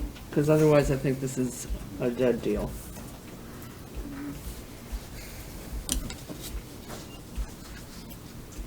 No? Okay, so then I guess we don't, how do we move forward? We have to vote on it, right? Yeah, The items on. Okay. Yeah, the item's on this, so I think either somebody's got to move to adopt, and whether it gets passed or defeated. And as Ed said, it's, probably a moot issue at this point because of the fact that the ordinance can't really be considered during this calendar year at this point if you wanted to reconsider it. So maybe just a motion to table would be in order at this point based upon what Ed said. The resolutions. Yeah, the resolution. I don't personally care for the language in the agreement, so I think it needs to be altered. But I don't know if we could pass that point or what, so. Well, what I'm suggesting is I think motion the to payment table at structures in this there point. are Yeah. awful. Yeah, I'm suggesting a motion to table because at this point, as Ed pointed out, even if you pass this, it's moot. Yeah, I mean, Because it will not be binding on the new council that is seated in January. And so you'd have to revote this anyway, next year, if you wanted to, pass, if they wanted to pass it. I won't be here. I know. Yeah. But that's not the issue, obviously. We'll vote to table it, but I'm going to just go say that this is not worth anyone's time to pursue any further, so. Resolution 269-2021, golf redevelopment agreement and golf lease agreement. Motion to table. Move. Second. Roll call. I'm sorry, was that Strange and Schwartz? Yeah. Columbus? No. Barry? Yes. Moore? Yes. Schwartz? Yes. Strange? Yes. And Hughes? Yes. Resolution 270-2021, golf operations contract. Motion to table. No, we have to do that. This is a separate Oh, I'm issue. sorry. Yeah. Sorry. We have to do Motion to adopt Resolution 270-2021. Move. Second. Roll call. Columbus? Yes. Barry? Yes. Moore? Yes. Schwartz? Yes. Strange? Yes. And Hughes? Yes. Ordinance 2021-052, well 8 valve piping upgrades. Motion to open the public hearing. Thank you. Move. Second. Thank you. Roll call. Columbus? Yes. Barry? Yes. Moore? Yes. Schwartz? Yes. Strange? Yes. And Hughes? Yes. Ellen, you want to take this one? Yeah, this is, let's $25,000 to replace essentially all the pipe, valves, and fittings inside the Gray Rock Road Well 8 pump house. Needs to happen. All the piping is degraded to the point it needs to be replaced. Anyone from the public? Probably not. Motion to close the public hearing for ordinance 2021-052. Move. Second. I'm sorry, was that Strange Mm-hmm. and Columbus? Sure. Columbus, Yes. Ferry, Yes. Moore, Yes. Schwartz, Yes. Strange, Yes. and Hughes. Yes. Motion to adopt ordinance 2021-052. Move. Second. Roll call. Columbus, Yes. Ferry, Yes. Moore, Yes. Schwartz, Yes. Strange, Yes. and Hughes. Yes. Introduction of ordinances. Ordinance 2021-053, authorizing acceptance for deed of alleys. Move? Oh, I can't, actually, I can't. Yeah, you live there. Move. Second. I'm sorry, who was my move? Strange? Okay, Ferry, all right. Which alley is this? Yes. One behind. Ferry, Yes. Moore, Yes. Schwartz, I can't. Abstain. Do I have to recuse myself or abstain? Because she was one of the Ds? Yes. Abstain, it's fine. It's essentially, it would wind up being the same, but just abstain. Abstain. Strange, Yes. and Hughes. Yes. Ordinance 2021-053 shall be published in the Express Times and/or the Hunterdon County Democrat, along with the public hearing date of December 16th, 2021. Ordinance 2021-054, water main improvements. Motion to introduce. Move. Second. Roll call. Columbus, Yes. Ferry, Yes. Moore, Yes. Schwartz, Yes. Strange, Yes. and Hughes. Yes. Ordinance 2021-054 shall be published in the Express Times and/or the Hunterdon County Democrat, along with the public hearing date of December 16th, 2021. On to the consent agenda. Resolution 271 through 282. Anyone need to pull anything out? Can we pull 277? No, 276. It's 277 on the actual paper. 276 here. The tree Yeah. project? Award of contract, High Bridge, Clinton Township Tree Project. That's where trees were cut down and we have to replace trees. Okay, motion to approve consent agenda resolution 271 through 275 and 277 through 282. Move. Second. Roll call. Columbus, Yes. Ferry, Yes. Moore, Yes. Schwartz, Yes. Strange, Yes. and Hughes. Yes. Steve? And I know that people are probably tired of hearing it. I had one thing it says we're still awaiting approval of the management plan from the NJDEP. So do we have any sense of when they're going to send us a thing? It was a minor detail. It comes down to a watering schedule. And they just haven't sent it? Okay. So, well, it'll be hopefully soon. Yeah. The concern I had, once again, is the language in the first paragraph, with a complaint about mountain bikers disrupting their property through inappropriate behavior on a trail near their home is inaccurate. These people had a complaint about mountain bikers being on a trail near their home, but riding on a trail is appropriate behavior, and they didn't in any way interact with those people's property. And so I would like to amend it to delete that one little set of words and just have it say, with a complaint about mountain bikers on a trail near their home, instead of disrupting their property through inappropriate behavior. I also, the continued implication that they cut down a bunch of trees, I don't like either, but whatever. But I don't like codifying things that aren't really accurate especially from one squeaky wheel. Being that it was a joint venture with Clinton Township, this was identical, for the most part, to the resolution that Clinton Township had passed, so that's where the language came from. Okay, well, I'm asking that we remove disrupting their property through inappropriate behavior, so that'd be my I'd like to make a motion that we remove that line, to amend this resolution to remove that line. And the resolutions do not have to be identical, just to be clear. I mean, it's the same thing happening, but I don't think that's accurate or appropriate to say that about the people that were appropriately using our trails and have donated their time to build them. Any further discussion?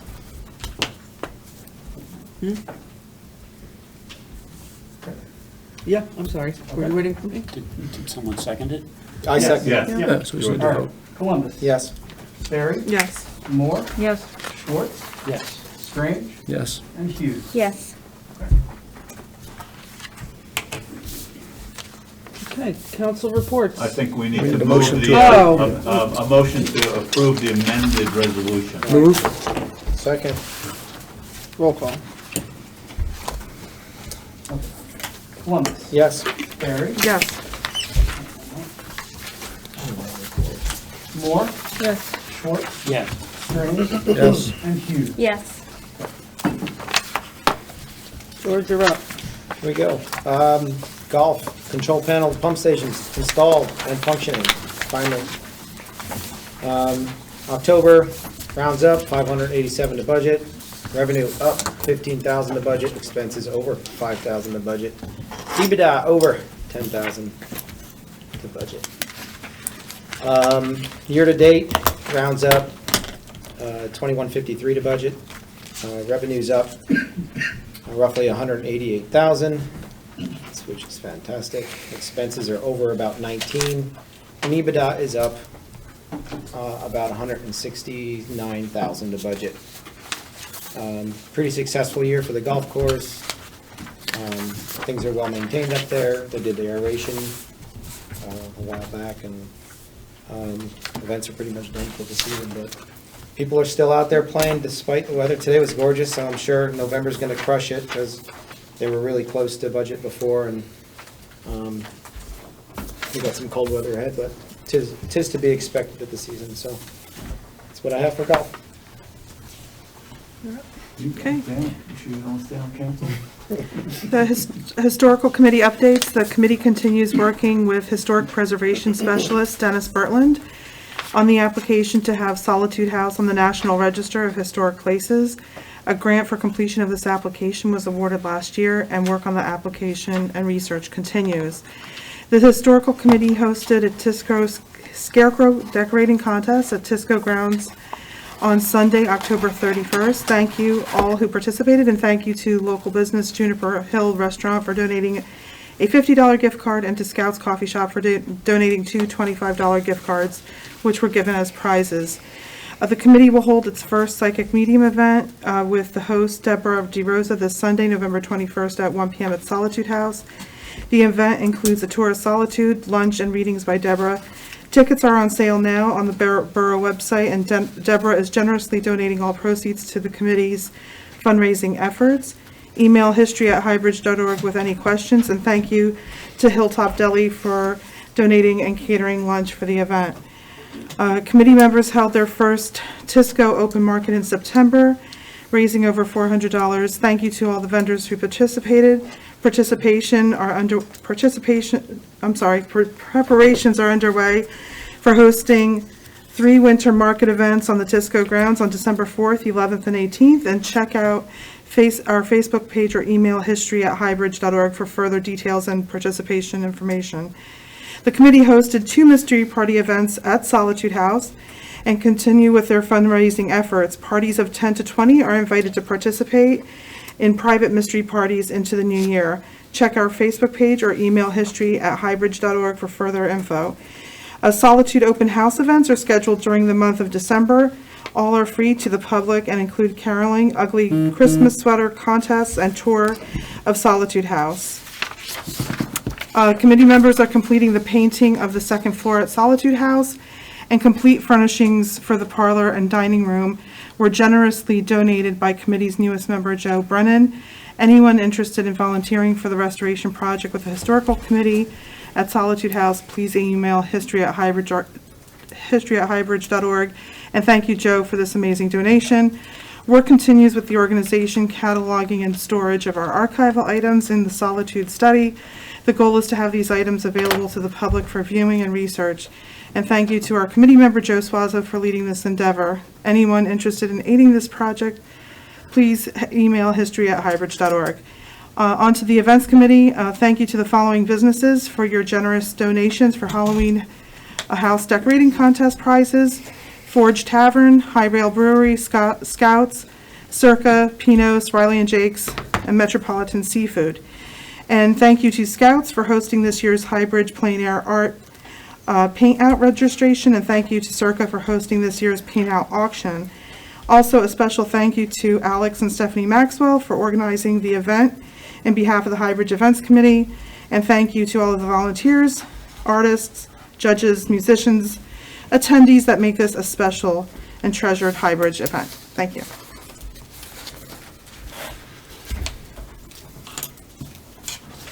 Leanne, are you going to do finance, or we're skipping finance tonight? Okay. Alan Schwartz. Councilman Schwartz. Yes, we had an engineering meeting, or meeting with the borough engineer on October 25th. The Safe Routes for Schools Project Phase 1, our surveys are complete. Second phase of Safe Routes for Schools grant application has been submitted. Our sewer pump station, new manholes and bypass work is going to be started first week of December. We don't exactly expect it to be completed until the end of January because of the delivery of our flow meters been delayed. Our well 8 work, which we have just approved tonight, we're planning on that starting the second week in December. Waiting for valves in a flow meter. We've got storm drainage work on Highland/Maryland/Elm Street. It's going to be starting after Thanksgiving, and we will be sending out a public service announcement telling about road closures. It's probably going to be closed for about 2 days, or portions of 2 days, to allow that storm sewer work to happen. Bonnie sent out an email to New Jersey Transit within the last couple of weeks to find out about the status of the Krieger Road Bridge project. Did you happen? No feedback yet? Okay. The next phase of our River Road work is awaiting a completion of surveys. We do expect that phase of work to bid sometime this winter and start the end of March, end of spring, or the beginning of spring, excuse me. As far as DPW goes, I do have a report from the illustrious Mr. Rick Roll. Leaves and brush are still being collected. This is the last week for brush collection until next year. A reminder, leaves are not allowed to be in the street as per New Jersey stormwater regulations. If leaves need to be placed in the street per Highbridge ordinance, they can be placed no earlier than 7 days prior to the scheduled collection date. We're seeing more and more residents blowing leaves into the streets the week after the scheduled collection date. This plays havoc with our stormwater system. Stormwater runoff and clogs our catch basins. A reminder that our commons drop-off for leaf and brush is closed and will reopen in the spring. The water system, the meters are still being replaced. We're operating with a small remaining batch of new meters. Once these are installed, we will order another lot for meters next year. Reminder, utility markouts are on the rise. If you dig your property without calling 811, you, the homeowner, or your contractor will be responsible for any damage to any underground utilities. So call before you dig. Sewer-wise, this is something that happens at every meeting, I say. Please do not flush anything other than toilet paper down the toilet. This includes flushable wipes, feminine products, paper towels, and anything else you can think of. These will clog either your sewer laterals or our sewer mains. If we have to unclog either, the resident may be responsible for the repairs. A reminder for those of you with dogs at our parks, please clean up after them. We've had a lot of complaints about what the dogs leave at our parks.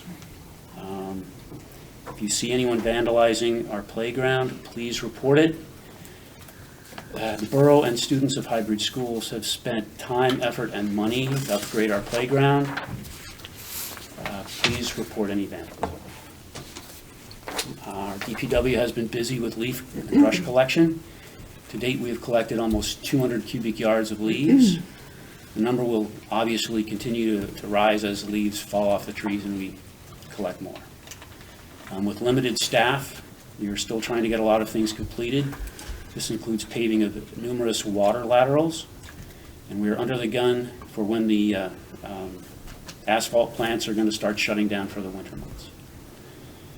We are looking to aerate and overseed the fields before the cold weather rolls in. This worked out great last year. It seemed like the grass was thicker and greener than ever before. And that's it. Thank you.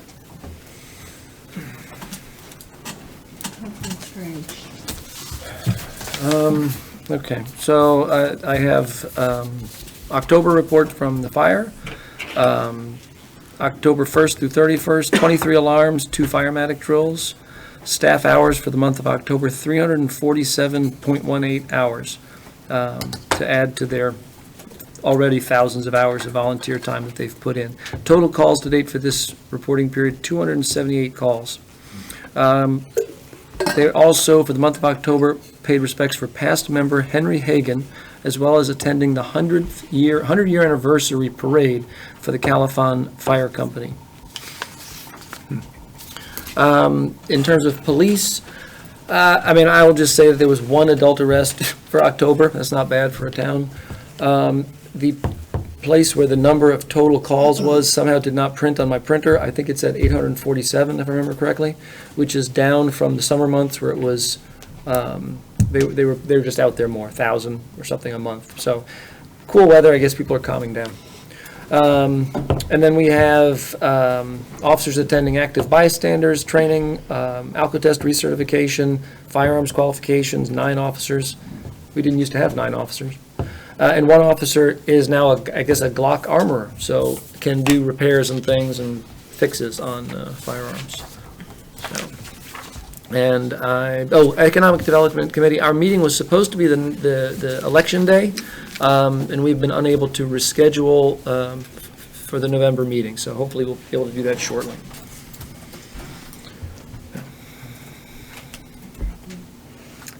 One short, just a reminder that Hunterdon County has their Hazardous Waste Day, for anyone that might have that wants to get rid of it, on Saturday, December 11th at the Route 12 complex from 9 to 1.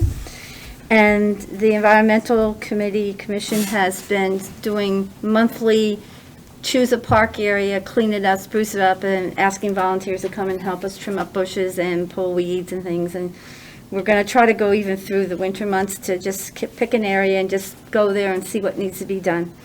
And thank you to all the Green Team members who pulled it together to recertify us for Sustainable Jersey Bronze Award. It's a lot of work to get 150 points, and you keep submitting it and they give you back comments.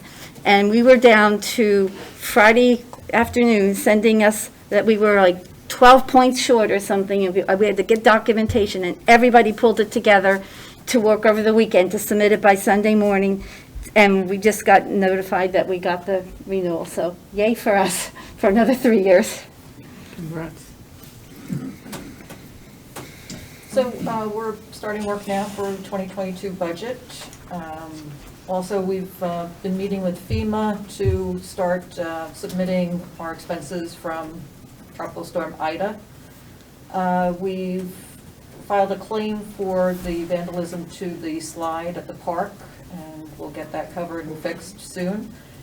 And just a reminder, we're still collecting Toys for Tots and the Chow Hound boxes at the Borough Hall through, I think it's December 16th. So if anybody wants to come in, please do. I do not have a report today, so. On to the second round of public comments.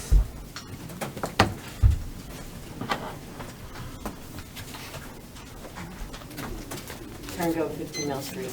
I just wanted to make sure it's on the record that Gromsky's donated prizes for the kids' costume contest that was held. Oh, at the same sorry, I time. missed that. No worries. I just wanted to make sure that everybody knew that Gromsky's donated prizes for the kids, and thank you, Mayor, for judging the contest.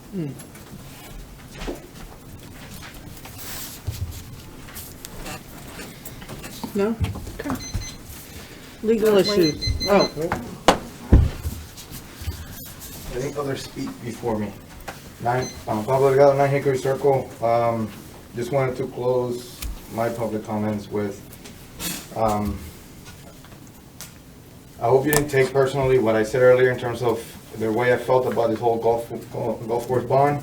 I know many of you as friends outside of this circles here, and this is totally my position in terms of a decision that was something that to me goes beyond just my personal point of view.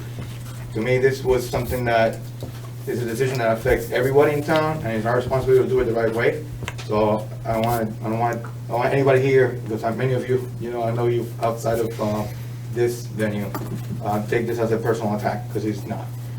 Secondly, I wanted to ask the council, now that maybe some of this work that with the golf course perhaps goes away, to look into, now that there is an infrastructure bill at the federal level, if there are any ways that we could get funding to continue to fix our roads, our water system, and other things that have been in need of repair for many years now. Also, if there's a way to accelerate the transit village designation for our train station. I know that has been around and been worked on for well over a decade. I know I've been around here for over a decade, and it's been before that. So hoping that that can continue to move forward, and maybe with some of the funding that's been put forth, that perhaps that could move a little faster than it has. Certainly the town could benefit from having weekend service in here, as well as at some point commuters, as there's more people going back to work in the city, could consider living here and taking trains into Manhattan.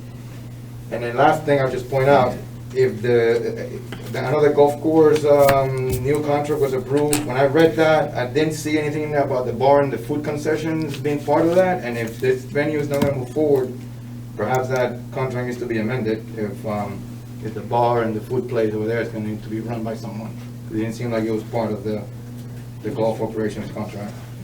So that's what I have to say. Thank you.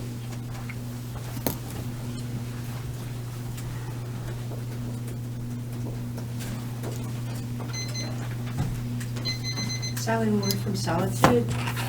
I just gotta say, I'm sad. I'm sad about what just happened tonight. And I see,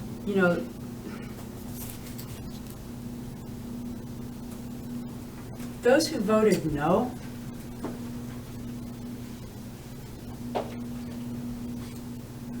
I'm entitled to my opinion I'm up here representing the town, so I understand that you don't agree with me. you did not represent I don't, at all. you don't, that's okay, but And you in the did language, represent a if lot you of dig down into the language of the agreement, I didn't like the numbers in there.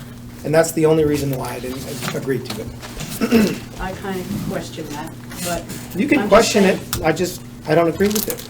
Okay, I'm a business owner, and I'm looking at this from a business standpoint. I've been a business owner also. Okay. You don't know that, but doesn't matter. I'm just letting you know where I came from on this. Steve, because you're friends with Pablo Delgado, and he was the last one to speak very negatively about that vote, I feel especially bad about your choice. I feel really bad about your choice. I don't feel bad, I just feel embarrassed about your choice and your choice. I just think. Well, once again, as I said, this was not easy. I've read everything I could and looked at it and thought about it. It was not presented very well from the beginning, and that was a part of my decision-making process. Okay? But I've tried to separate that away, and look, it was not easy to decide. And I did not know which way I was going to vote when I came here today. And I did listen very carefully to the people who spoke. These are not the only people I've heard from via email or phone or in other situations. There were a small number of people here tonight, and I heard from a small number of people. I've heard from a lot of other people. So I've done my best. I've tried to make the best decision I can. It was not easy. It is not an easy decision. That's the way it is. I certainly didn't make the decision because a friend of mine felt a certain way, because there were friends of mine who stood up and were for it as well this evening. So, it had nothing to do with a friendship. I didn't vote one way because I like someone or dislike someone else. I tried my darndest to think carefully about how I felt about it. And as I said, if I really am having this much trouble, I've never had a vote here where I really struggled this hard with it and really had to think carefully and really didn't feel comfortable either way, quite frankly. I have not had one. This was the first, and I did struggle with this. So it's a little bit offensive to suggest that it's because of some friend that spoke. That's not, I don't think anyone here at all is making decisions because it's some friend of theirs. I think that the mayor and everyone else has tried to do the best they can to make the decision that they feel comfortable with.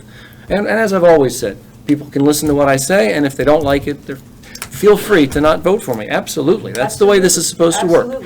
Or vote for me if you do. I don't really, I've always said, I don't really care. I haven't spent lots of money on advertising because I figured people can decide what they want. Whether I'm here or not, quite frankly, no, I don't care, because I will do other stuff and do what I can to help the town if I'm not here. I don't have a big investment in staying here. I'm here because I was asked, and I said, yeah, okay, I'll try to help, and here I am trying my best. If people want to vote against me, then I'm not going to take it personally. You need to care, okay? Oh, I do care about the town. I just don't necessarily care if people vote for me or not, because that's their choice. They can choose to vote for me or not, and I still have to make the decision I have to make. Well, I'm just saying that an opportunity that we have had that was golden has been shot down by Steve Strange, Mr. Schwartz, and George Columbus, who is not even going to be here soon. Correct. So 4 years. I'm just saying, I'm just making that clear. We had a golden opportunity, and these are the three people who put a nix on that golden opportunity, and that makes me very sad for them and me and the town. So we'll find another way to move forward without you, if that's how it is. That's just how it's going to be. Right to We your will move opinion, sir. forward. That is absolute right to your opinion. I didn't use all my time. So I'm going to finish my time. Karen Go, 15 Mill Street. I still have 4 minutes. I just want to commend you all for voting the way that you felt was the best, based Thank you. on the information that you had. Thank you.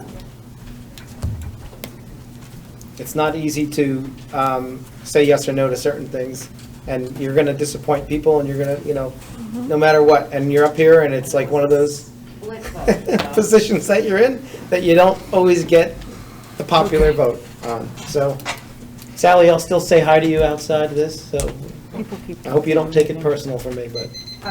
Karen Reinhardt, 18 Hoffman Road. Just to reiterate that, thank you, not for how you voted, but for voting, for looking at all of the information that you guys are provided. We're obviously not getting some of it, and we shouldn't. That's why we voted for you guys, but, or that's why you were elected. But thank you, because I know how much time and effort, and it's 9:30, the other one went to 11 o'clock. You guys do put in a lot of volunteer time to do stuff that you feel is right for the town, and I know everybody here has the town's heart and best interest. So again, you may not agree, but that's why we live where we live, and we're able to have votes and do the things we do. So, it may be, some people may consider it a missed opportunity, but we still have lots of opportunities in town. So thank you, and good evening. Thank you.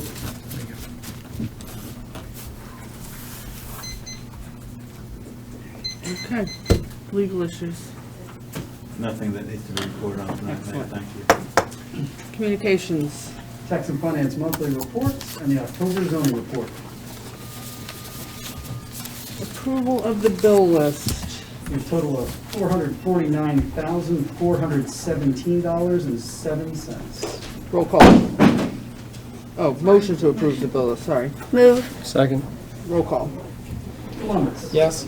Terry. Yes. Moore. Yes. Schwartz. Yes. Strange. Yes, I didn't see if there was a thing about the, except for anything that is giving me a check for a painting. I don't know. In case it's on there. From which I abstain. Paint out. Yeah, I don't know if there's something in there or And not, Hughes. Yes. but that would be around now. Can I get a motion to adjourn? Move. Second. Roll call. Columbus. Yes. Terry. Yes. Moore. Yes. Schwartz. Yes. Strange. Yes. And Hughes. Yes. Okay, next council meeting, December 16th, 7:30. Happy Thanksgiving, everybody. Yeah.